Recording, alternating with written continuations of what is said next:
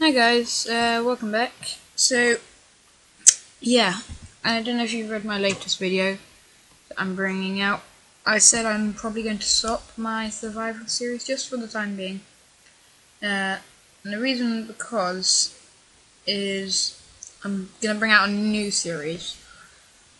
And I'm still going to keep that anonymous. Actually, maybe I'll give you a hint in a moment. But anyway, so yeah, as you can see, I'm just uploading my videos to YouTube. Should be up in 18 minutes, so just after this video is done. So yeah, I'm gonna probably change my survival series to once every week instead of once per every other day. But basically, basically what I'm gonna do. Sorry, I've got a really bad throat this morning. The new series is gonna be on adventure maps and custom maps and things like that. So I would appreciate it if you could email me if you've got a particular adventure map you'd like me to show. Then I will, and we can look at. I'll probably rate it or something like that. The series I haven't said when it's going to come yet, so yeah, it's mainly going to be on adventure and custom maps. You can submit any map you want that you've done, but again, please do not submit yet because I'm not ready for that. I want to get to at least 20 subscribers before I do that. So if you want to see me do a series on rating maps and stuff, you need to get me to 20 subscribers, guys. And then I know it's not much subscribers. I just want 20. So when you get me to 20, then I'll put you on to map makers. Well, you can submit your maps and I'll rate them. Anyway, I'll tell you when that series is going to come out. Once I've reached 20 subscribers, I'll remind you guys as we get closer to the time. Anyway, without further ado, let's switch to. I don't know if I'm going to make this a two-part episode, but basically, I'm going to do a redstone tutorial part 1. I'm going to go on. This is what you want to do if you're going to do any redstone thing from super flat. You're going to want it well type, super flat, and then customize, and then you're going to go to presets. You're going to go all the way to redstone ready. Use preset. Now you can see it's got rid of the dirt, but that's okay. If you want to use redstone, this is how it's going to be. And you click done. You don't need a seed because super flat doesn't need a seed really. You click done, and then creative mode checked, and then click create new world.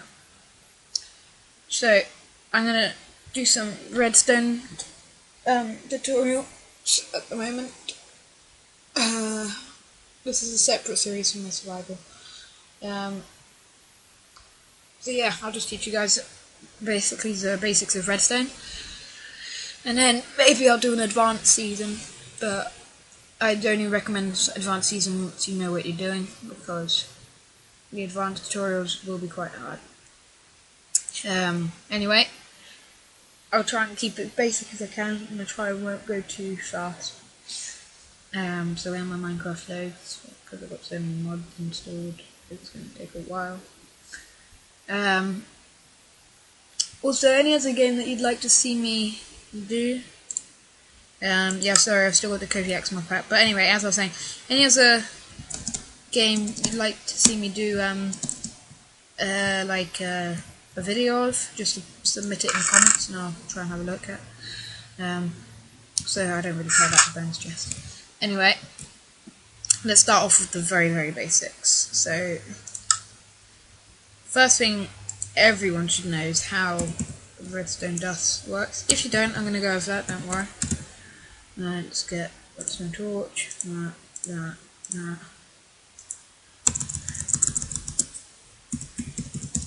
And that. Okay. So you put some redstone here. It's not going to do anything. It's not going to power this lamp because it has no power to it. But if we set the same example up here, and then add a redstone torch. Oops, sorry, wrong place. right behind the redstone. That will then supply power to the redstone. I guess you could say redstone is like wire, and it will light up the light bulb. But as soon as the torch is taken away, of course we lose the power, and we lose the power to the light. But there are ways of stopping that, and you can have infinite power going to the light. But that we won't do in this probably episode. Anyway, let's talk about how far redstone goes. So you can put a torch down here and go 1, 2, 3, 4, 5, 6, 7, 8, 9, 11, 12, 13, 14, 15. That is still, I think, getting power. Yeah. Can I go one more? No, I can't go one more.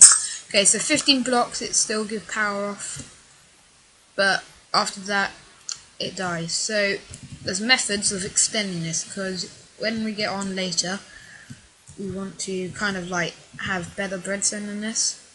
So the first way of doing that is, so let's go get our redstone torch. Now I'm not going to do the same length, but I'm going to just give a quick example. Oh, maybe I should give an example of the other thing first. So before we extend that thing, I'm going to show you how to make the old-fashioned repeater. 2 blocks like that, torch like that, so their torches like that, and then redstone to that one. Now basically what's happening here, this redstone torch is powering this redstone, which powers this torch. Now when torch gives power to another torch, it cancels that torch out. So that means this one here is being switched off in basic logic. So at the moment you're thinking, how will this boost what we want over here? Well, I'm about to show you. This method is a seriously clever way I found. This was before we had repeaters, proper repeaters. But you can see the signal's getting weak. You go like that. And I'll explain how that went off in a moment. But then you've got a signal extension. Basically this here works. This torch is giving power to the redstone. The blocks, this here's a weak power block, but it's still got redstone power in it, so it's powering this block, which turns off the torch, because there's power in. If anything's got power and it's powering the torch, it's going to go off. However, this here will not work, because it has to go into the torch, not directly from A to B. It actually has to go into the torch. It has to change its course slightly. So, yeah, so like underneath. This basically here, this redstone here turns off this torch. That means this torch here won't get switched off, and it continues to power. But as soon as that redstone torch is cut off, this redstone torch turns on, this one turns off, and this here turns off. So it's very efficient, but we could do something a little less bulky for many reasons, but we can go straight into that. So this here is called the repeater. As you can see, not only can it boost the signal, in fact can do hundreds of jobs, I believe. I'm not going to go through them all right now, but the 2 main ones is it can boost signal, and you can change how long you want the signal to, like, how long it takes for the signal to get to a certain area. So this here is called the ticker, and yeah, basically you put it on to full ticks, and that's going to take a 4-second delay for the redstone, I think it is, or something like that. But anyway, what I just want to show you is like how this is related to that design just here. Much more smaller. Some people still like to use that, some people, in fact I sometimes do, it depends on what type of circuit you're doing. So you can put a nozzle repeater here, and they'll always keep powering. So yeah, you can see repeaters are a very useful method for extending your redstone. What should we talk about next? Okay, levers.